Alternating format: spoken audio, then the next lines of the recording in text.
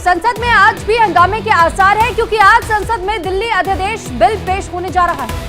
विपक्ष इसे लेकर विरोध कर रहा है तो इस सरकार के सामने इसे राज्यसभा से पास कराने की चुनौती भी है। इसी पर देखेंगे रिपोर्ट।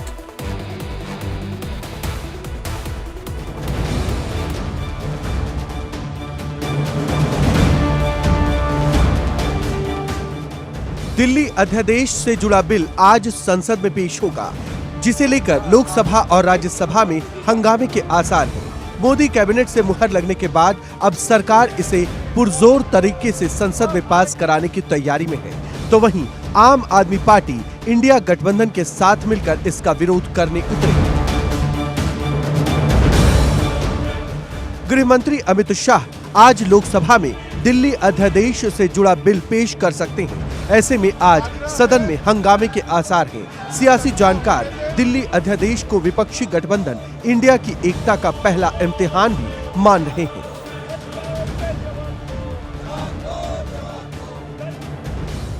देखिए, ये बिल कल इंट्रोड्यूस हो रहा है लोकसभा में और जो अध्यादेश था लगभग वही भाषा बिल में लिखी हुई है।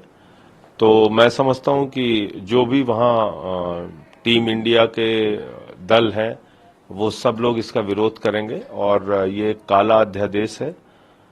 सुप्रीम कोर्ट के 5 जजों के फैसले के खिलाफ 8 दिन में लाया गया ये बिल है। केंद्र सरकार 19 मई को यह अध्यादेश लेकर आई थी। इस अध्यादेश के जरिए दिल्ली में अधिकारियों की ट्रांसफर पोस्टिंग का अधिकार फिर से उपराज्यपाल को दे दिया गया था। यानी अगर दिल्ली सरकार किसी अधिकारी का ट्रांसफर करना भी चाहे तो उसे उपराज्यपाल से मंजूरी लेनी पड़ेगी।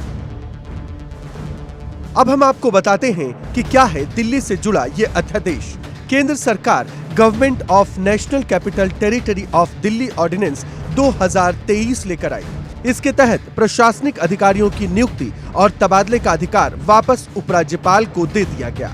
अध्यादेश के तहत राष्ट्रीय राजधानी सिविल सर्विसेज अथॉरिटी का गठन किया गया। दिल्ली के सीएम, मुख्य सचिव और गृह सचिव को इसका सदस्य बनाया गया। दिल्ली के मुख्यमंत्री इस अथॉरिटी के अध्यक्ष होंगे। बहुमत के आधार पर यह प्राधिकरण फैसले करेगा। प्राधिकरण के सदस्यों के बीच मतभेद होने पर उपराज्यपाल का फैसला आखिरी माना जाएगा।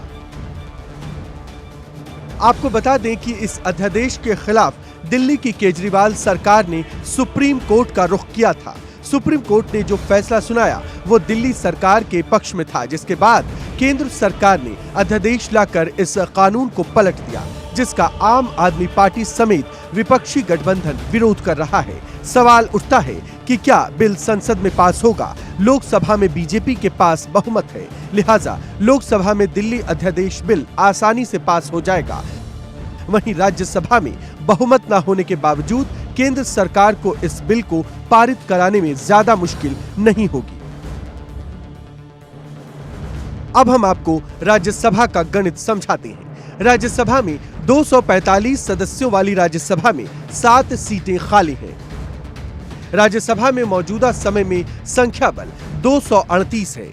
राज्यसभा में बीजेपी के सांसदों की संख्या 93 है। विधेयक को पारित करने के लिए बहुमत का आंकड़ा 120 होगा। एनडीए गठबंधन के पास राज्यसभा में 105 सदस्य हैं, वहीं विपक्षी खेमे के पास भी 105 सदस्य हैं। बीजेडी और वीएसआर कांग्रेस के राज्यसभा में 9 सदस्य हैं। वीएसआर कांग्रेस ने केंद्र सरकार के समर्थन का ऐलान किया है, यानी राज्यसभा में केंद्र के समर्थन वाले सांसदों की संख्या 114 हो जाएगी। वहीं 5 मनोनीत और 2 निर्दलीय सांसद भी अध्यादेश का समर्थन कर सकते हैं। वोटिंग के दौरान बीजेडी सदन से वॉकआउट करती है तो बिल पास कराने के लिए 115 वोटों की दरकार होगी।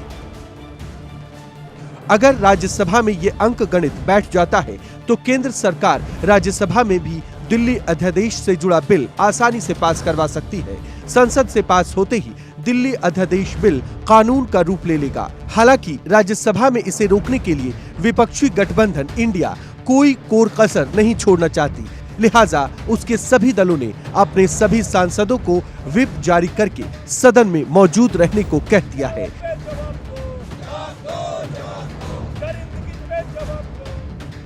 Bureau report, India daily live.